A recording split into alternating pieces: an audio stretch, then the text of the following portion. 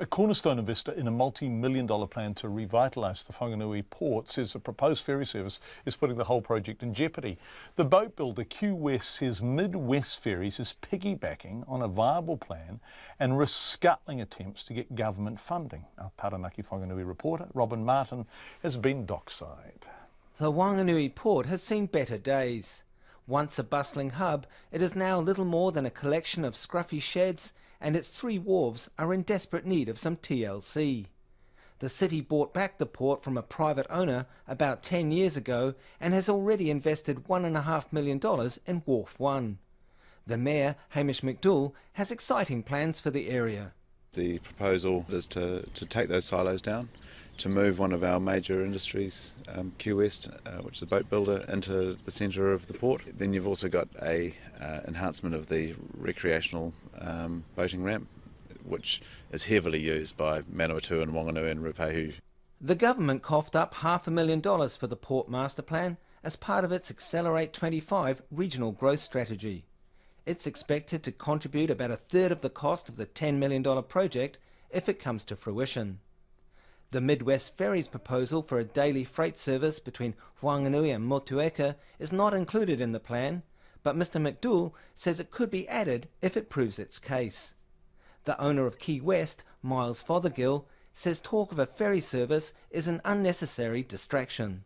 Quite frankly, it's clouding the whole port revitalisation program, and they are pushing to get the ferry proposal included in that. And that's problematic because it's not a complete business plan they have or feasibility study. It's only a partial one. Mr Fothergill says without a sound business case, the ferry proposal is just in the way.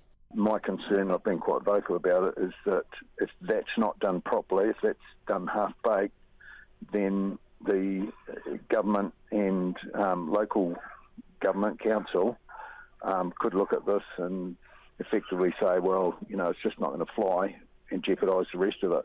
Miles Fothergill says the size of the proposed ferry would require fundamental changes to the course of the river and its entrance and dredging out at sea.